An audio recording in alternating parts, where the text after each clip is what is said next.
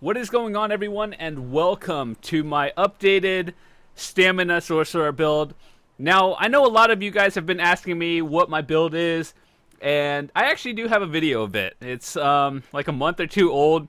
However, some stuff has changed, some stuff hasn't. So if you watched the old build and you watched it recently, that honestly is still good. However, there are a few changes I made based on my playstyle. So you can use this as a reference point, I guess you can say. Keep in mind, this is what works for me. It's not technically best in slot or anything, but it works for me, and you guys have been asking me how I build my character. So if you're looking for top-of-the-line DPS or something, this probably isn't for you. And before I do anything, this is a PvE build for the most part. So if you're looking for PvP, I might make another one in the future, but this is not the video for it. So, with that said, if you watch my recent one, some of the stuff has changed, some of it hasn't, but it's based on like the new items I got. And yeah, so I'll go over everything, including gear, champion points, pots I use, a Mundus stone that I probably have to chain. Never mind, I don't. Alright, so most important thing, let's start off with the gear. First of all, the 5-piece we're using is of the Vicious Serpent. I know most people call it Vicious Ophidian because that's what it's in the name, but technically it's part of the Vicious Serpent set. Is it confusing? Yes. Do I think they should change it? Yes, but we got to deal with it. So the reason why we use this is mostly for the 3 and 5-piece effect. Now the 3-piece, the reason why this is a PvE build is because it gives you 5% extra damage in dungeons and trials, and that does not mean PvP, so technically if you're using it in PvP, it's a useless effect. So for the 5-piece, we have reduced the cost of all your stamina abilities by 8% when you kill an enemy, and restore 2100 when you kill an enemy, and then you gain speed bonus for like 20 seconds, so that's kind of good. I really just care about the extra stamina regen. So that's why it's important, especially if you're doing like solo trials, or not trials, like Maelstrom Arena. It's harder to run out of resources. So technically, the way I have mine is not best in slot. The way you would want it to have it is 3 jewelry pieces and then 2 random pieces, like that's not head and shoulders, because usually you want to save the head and shoulder piece for a monster set. Now, we'll go into that a little bit later, but before I do anything, I just want to say Divines is very important. It's probably best in slot for most DPS. So, technically, as long as you have the set effect, that's really all that matters. But if you're trying to go for min-maxing DPS and everything, Divines is where you want to go, especially if the items you are wanting are craftable.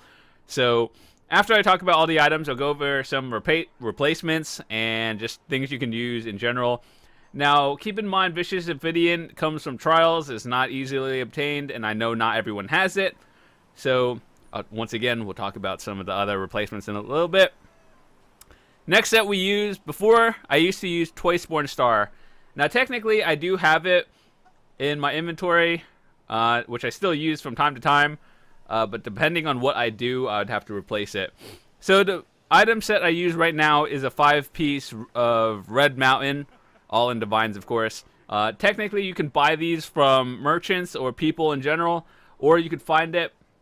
Now, where you find it around the map is in Stonefalls. It's part of the Ebonheart starting area. You could find it anywhere around here, opening chests, just killing things in general. So that's where you get Red Mountain pieces, and yeah, so the reason why we use this is because all the 2, 3, 4, 5 pieces actually do affect our build.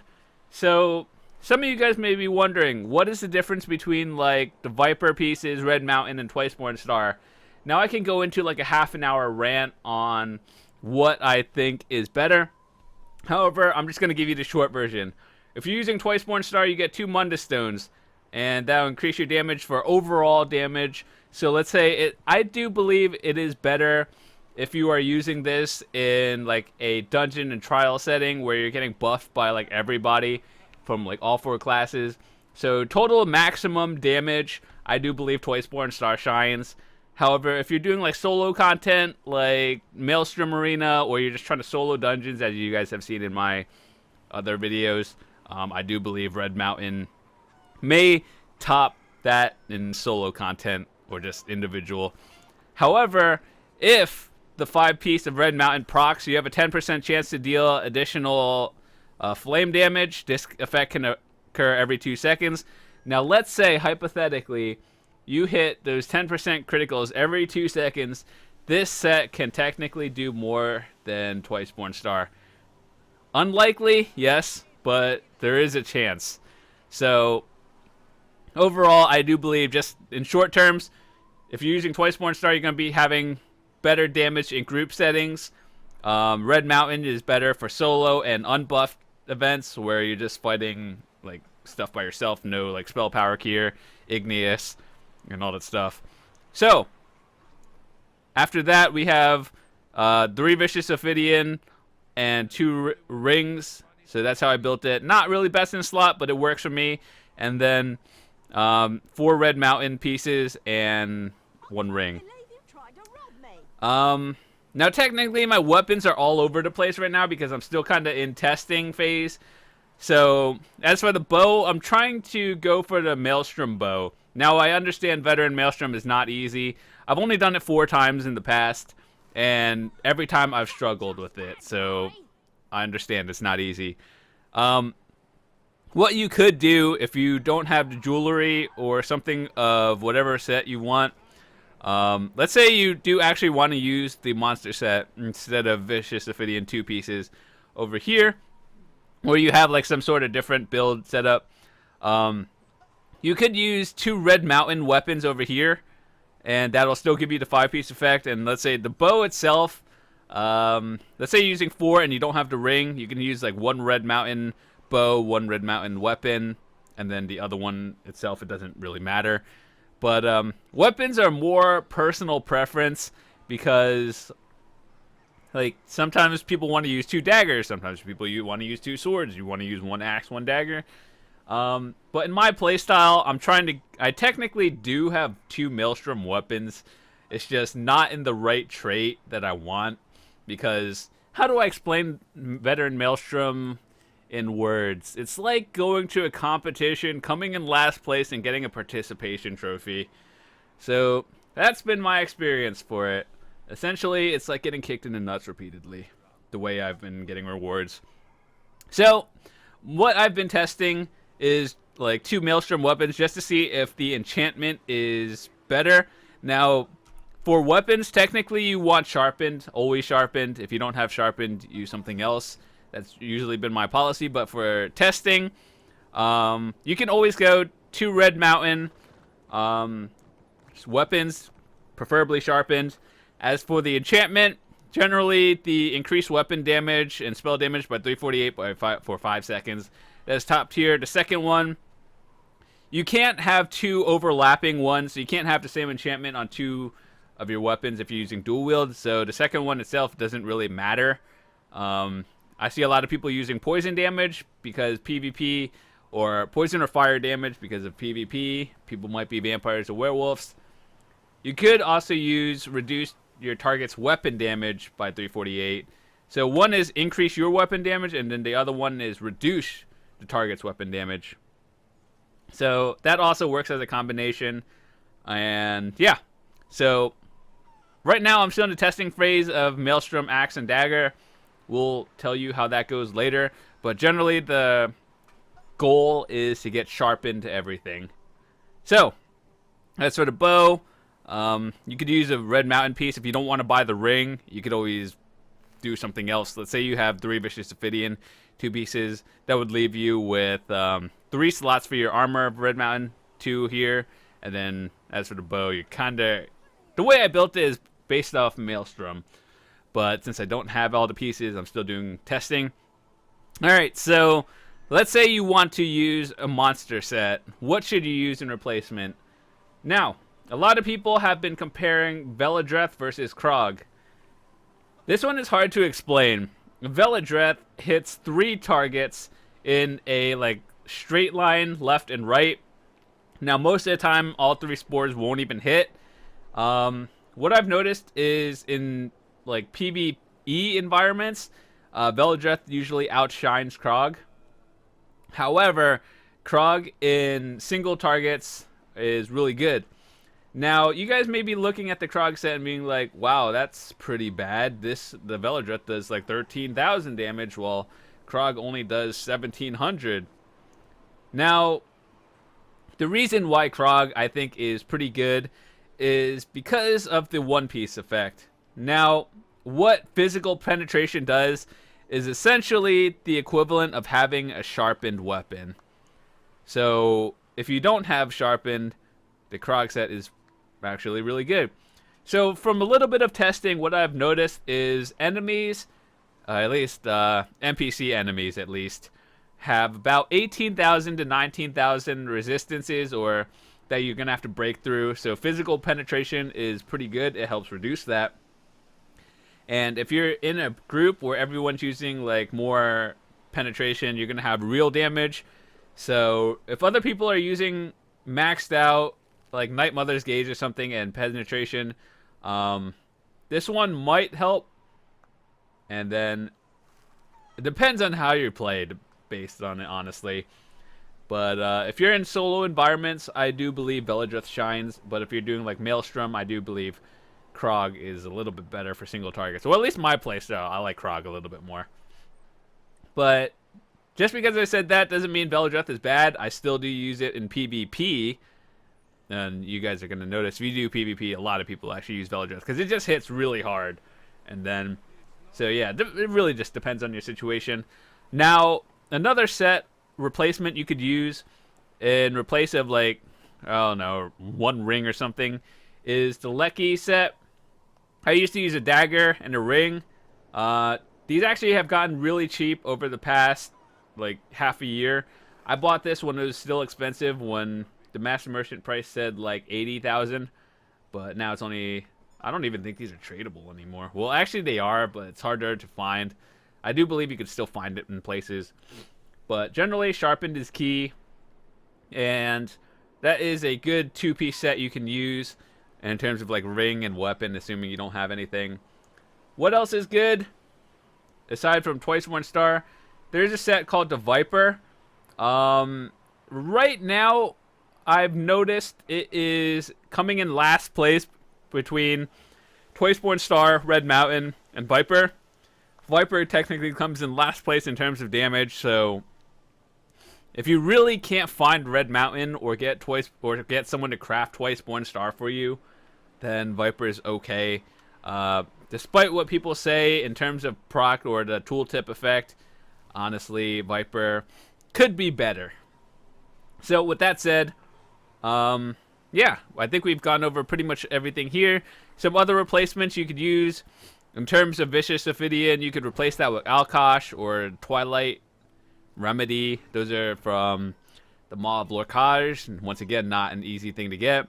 If you want to look for craftable items only, you could find it in the Rift. You could find it here in Troll Slayer's Goalie. There's a set called the Hunding's Rage that gives a lot of weapon damage. And if you don't have any of these rings or jewelry, you could find agility rings that I used to have, actually. I do still have it in my bank. But agility essentially gives you stamina and weapon damage. So, technically, if you have the money, you could buy Red Mountain or go farm it. I honestly do believe that is a little bit better than Hunting's Rage and agility. But really, it's based on how much money you have or how much time do you have to be able to farm or just buy it outright from other people. As for the monster sets, unfortunately, you're going to have to do the dungeons to get it. There's really no other way to tell you that. And then shoulder pieces you get from the keys, and then in Daunted one, it's usually the one on the far right.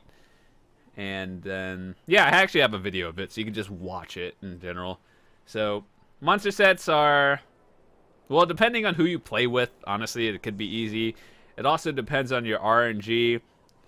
The best weapons and best gear in the game can't help you from getting a shit tier like trait for a weapon or shoulder piece you want. So this is really going to take you the longest time, essentially.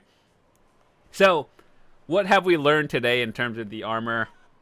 I use Vicious Ophidian, Red Mountain, and I'm working on Maelstrom. So, gave you the replacements you could use: Leckies, Krog, Veladreth, twice 1-star, Agility. Would I recommend Viper? I mean, this last place set, but I mean, it's not. It still beats out some of the craftable, but if you can afford it or have the time to farm for better, I would honestly recommend that. All right, so what do we have here? I used the Thief. Now, this has also brought up a lot of discussion from my friends and myself. Which Mundus stone is better, Thief or Shadow? So essentially, Thief increases your critical strike chance, whereas Shadow increases your critical strike damage.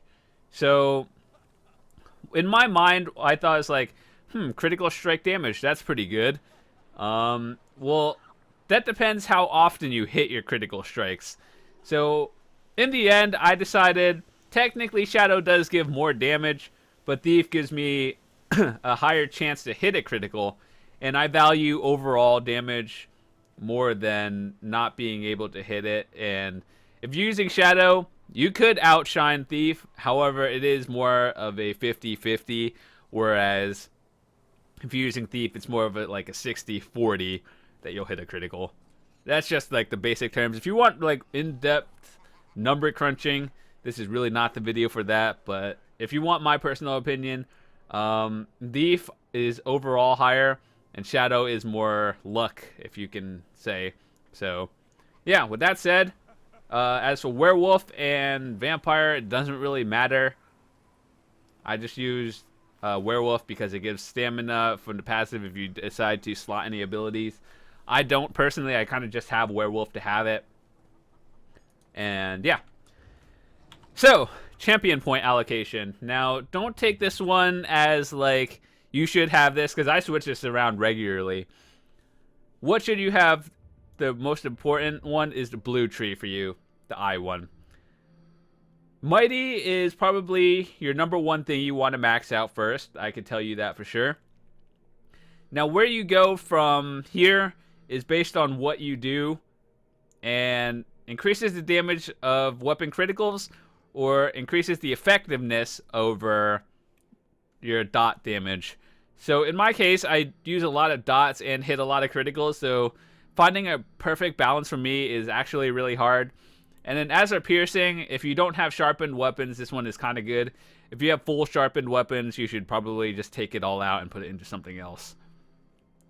But what I found for higher damage in my case, which may not be for everyone, is more precise strikes and more thaumaturge. So let's say in the future, the CP cap, well, I actually know it's going to go up eventually. But,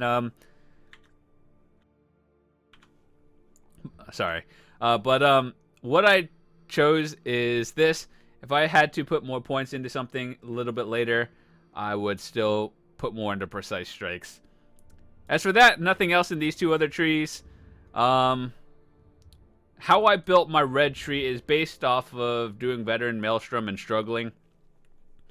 Elemental Defender is a little bit more important to me than Hardy, simply because more enemies nowadays usually have more magic damage, and even if you're PvPing, most people use magic over physical anyway, and then so that's why I kind of have more points in here. Thick Skin reduces the damage you take from dots, which is damage over time, and so essentially, like, you get hit by a meteor and you're taking damage.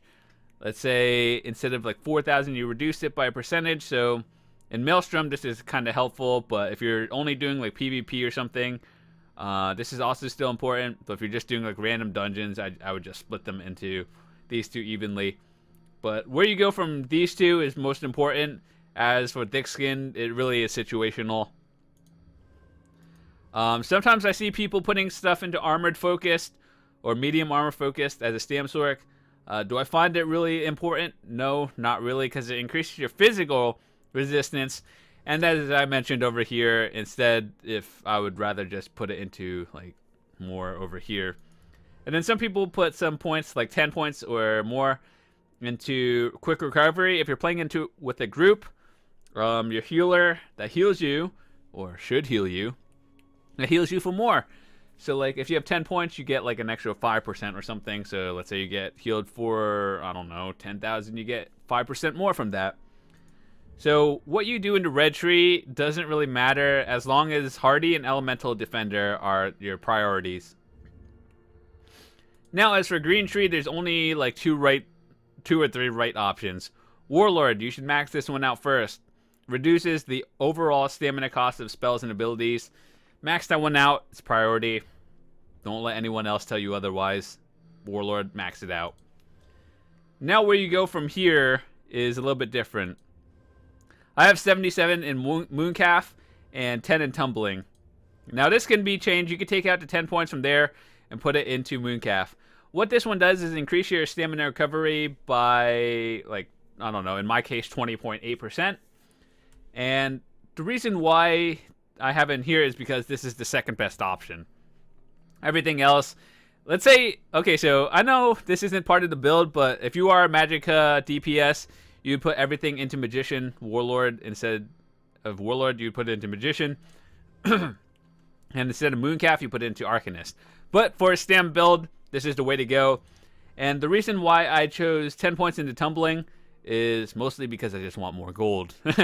And it does help a little bit for solo events where I'm doing Maelstrom. So reduces the stamina cost of rolling and breaking free. It's kind of important to me. But if you're just doing something else, honestly, just put everything else into Mooncalf. So what should you learn if you're trying to attempt to replicate my build? Hardy, or in the blue tree, the ritual, Mighty, max this one out. It's highest priority. Red tree, equalize Elemental Defender and Hardy until you know where like you're dying from, and then balance it out from there. Green tree, Warlord, max this one out first, this one second, and then as for third one, it doesn't really matter where you put it. So if you get anything, Warlord, max that one out. All right, as for skills, we're actually, let's get out of the way some of the easy ones. What potions do I use? And what, like, I think we went over Mundus Stone. What potions do I use? I still use the default 150 ones that you can find all around the world. Honestly, it works. However, in bosses and solo events, sometimes if, let's say you're playing with a random group that doesn't have a lot of DPS and you're the only one that's doing above average damage, you could use the Essence of Weapon Power to increase your weapon critical and reduce or increase stamina. So you do more damage. That's always good. Generally, I only use this when I'm in mid-boss fights. I don't use it for trash mobs around dungeons.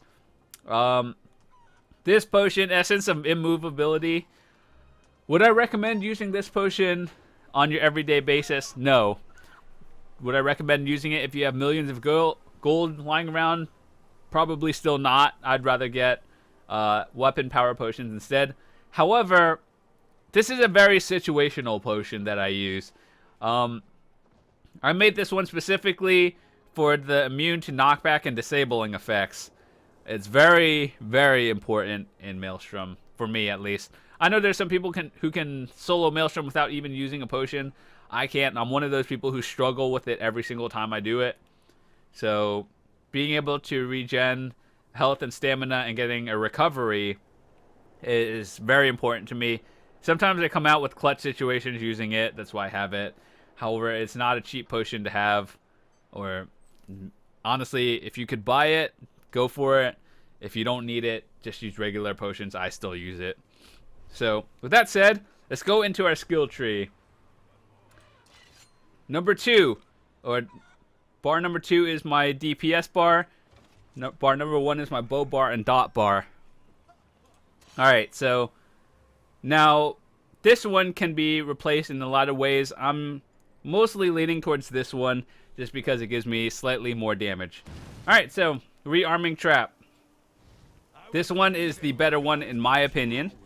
What it does is if you place a trap down and someone steps in it, you get an additional 12% critical damage. And not only does that immobilize the enemy that obviously stepped in the trap, they take extra dot damage over time. And then Cruel Flurry is affected by your rapid strikes. Cruel Flurry is the enchantment for a Maelstrom. Technically, even if you don't have Maelstrom weapons, you're probably still going to be using rapid strikes because it's a very strong hitting dot. Apparently, Zos considers this weapon a dot. I recently found that out, and it's like, that's not even, like, channeled attacks are considered dots according to Zos. I don't know why. They should probably change that tooltip, but it's whatever it is. Technically, it's in the game. And then Rapid Strikes is going to be your main single target attack. Now this one, Blood Craze, is part of the dual wield along with Rapid Strikes. A lot of people have been testing whether you should use Rending Slashes, which is the other morph of this one, or Blood Craze. Now, that depends if you are good and have other abilities. The reason why I chose Blood Craze is because I need the health regeneration over 2 seconds for like 10 seconds and then recast. I do believe it helps me with survivability. However, if you have other abilities like Vigor or something else that heals you, Rending Slashes, the other one, it just does more damage. So essentially, what the difference between the morphs are is Blood Craze heals you when you hit, and then Rending Slashes does a significantly more, or it does a lot more damage than Blood Craze. However, you don't get healing. So in my case, this is more of a personal preference for me. I do a lot of solo dungeons and whatnot, so I like being able to, you know, not die, and that's generally good. So what can be replaced with Blood Craze or Rearming Trap? You could replace it with Steel Tornadoes. Technically, I still do use it, depending on the situation. If I'm running a dungeon with some friends, I'll use Steel Tornadoes. It's your AoE clear. AoE means area of effect, or it means you hit multiple targets, essentially. So if I needed that, I would replace it for probably like one of these two skills, or 1 or 3, Blood Craze or Rearming Trap. That's really it. And then Hurricane is your most important spell in here, because Hurricane, it gives you resistances by about 5,000 and increases your movement speed, and then enemies take small damage over time while this is up. Now on your next bar you have Bound Armaments, the words, Shield, we'll just call it Shield. So technically this one you have to have on both bars to keep the effect. If you only have it on one bar and then you switch bars, you lose the effect of it. Essentially how you know it's working is you see the blue glow or the purplish glow around you. That's how you know it's working. So you have to have it on both bars. Also, you get a little glow on it. So what it does is it increases your damage with heavy attacks and increases your max stamina by 8%. So if you didn't know, stamina does increase your weapon damage. Well, not technically, but the more stamina you have, the higher your damage will be. So when you increase your heavy attack, if you know exactly where an enemy spawns and you just charge up a heavy bow attack before they spawn, it takes 11% more damage.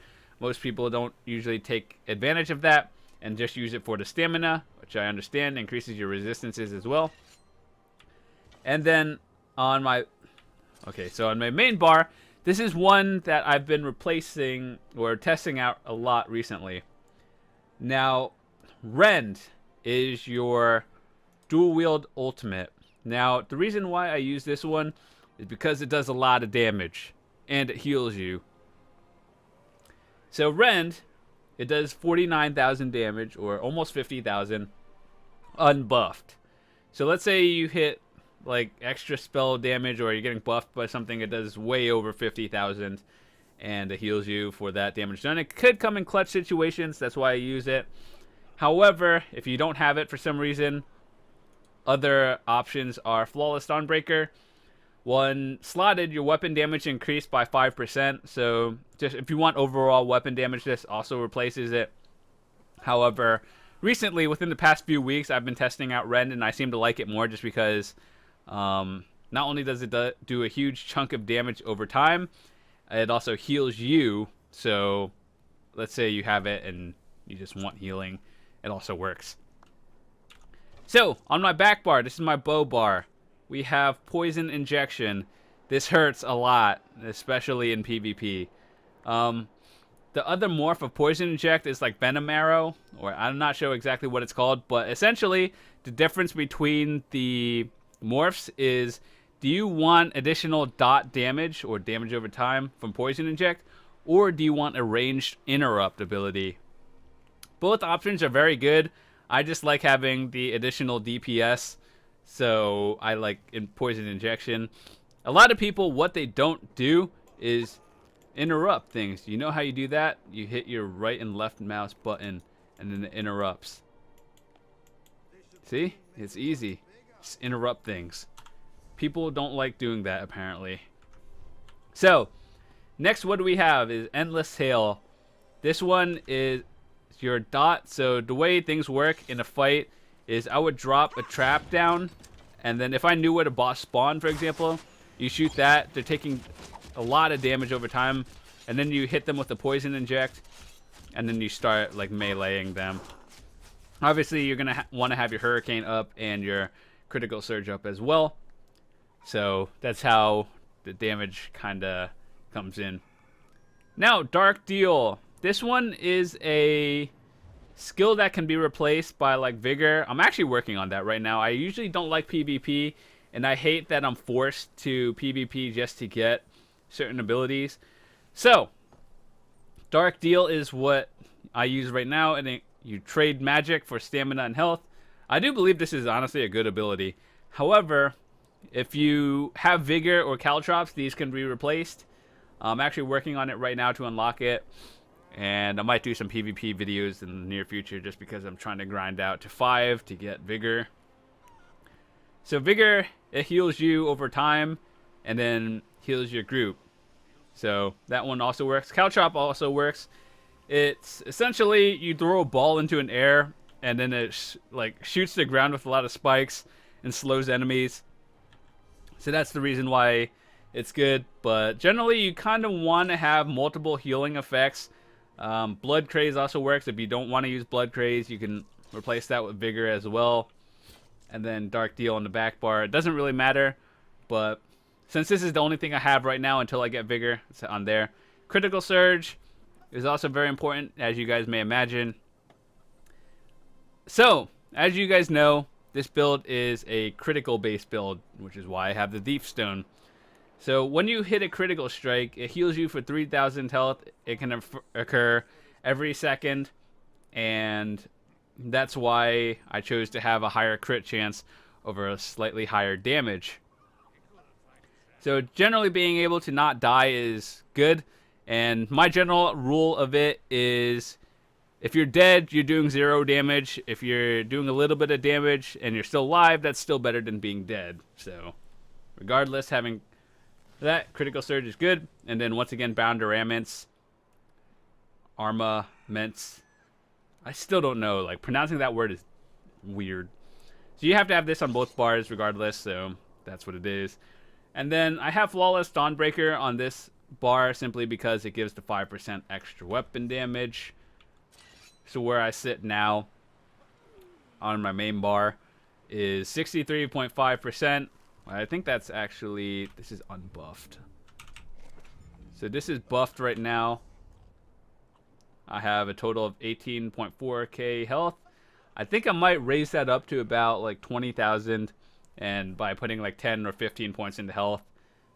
Honestly, you could do fine with 18,000. However, I suck at Maelstrom and I'm bad at video games.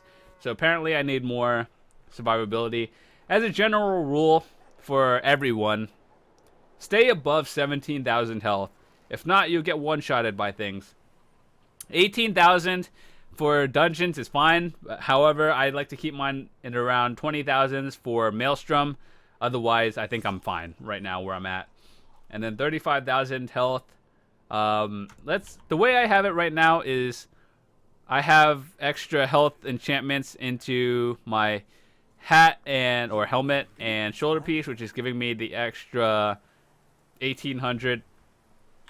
If you wanted more stamina at the cost of a lot of health, you could do that. but honestly, I do believe it's a little bit different. So the way I have it is 3200 weapon damage, which may not seem like a lot.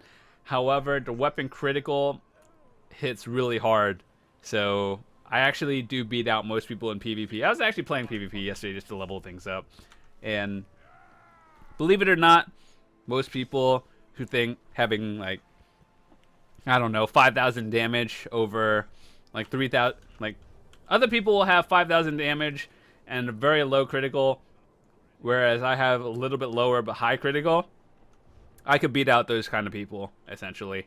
The only time I have trouble with fighting other people is if they are a sorcerer and have infinite shields, or they're a tank, and that just takes a long time. Other than that, I don't really have a problem.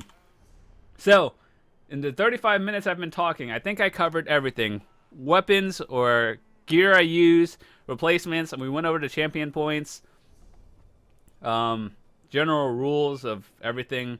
If you think you're good, just put everything into stamina. If you want an additional like safety buffer, just try to keep yours above like 18,000. That's generally good. If you're doing Maelstrom and still suck at it, such as myself, I would prefer going over 20,000. Thief or Shadow, that's really personal preference. I gave you my reasoning for using the Thief in the video. What food do I use? I always use the blue food. So sometimes people ask me, is it better to use blue or purple food?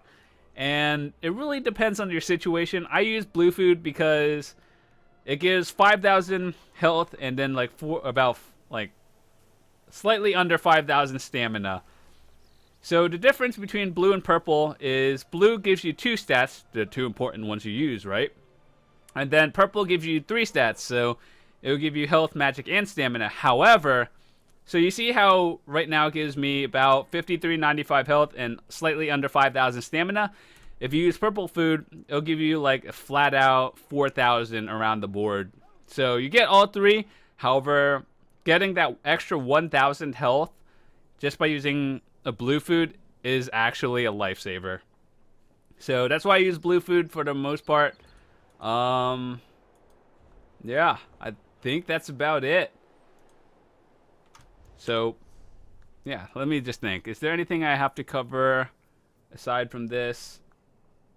No, not really.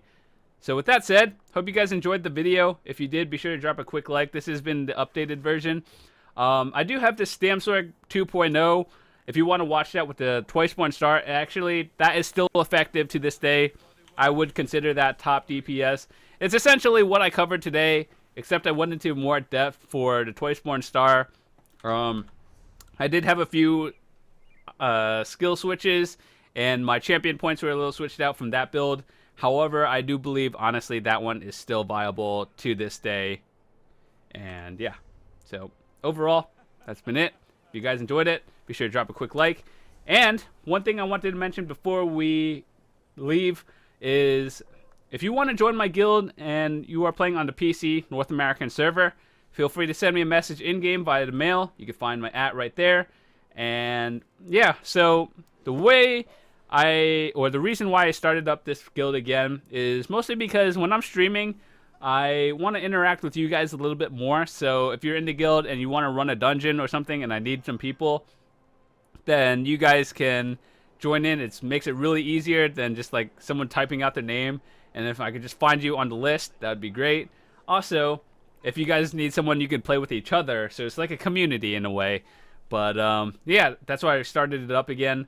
I do update this daily, so if you want to like find out what the dailies are, some events, or just like talk to each other, that's always a good place to start. So PC North American server, you can find my @ right here or right there, and just send me an in-game mail and just be like, hey, I want to join. I'll try to get you in the next time I'm on or available. So with that said, hope you guys enjoyed it. This is a 40-minute video of me non-stop talking. I need a break. Thanks for watching. I'll see you guys in a bit.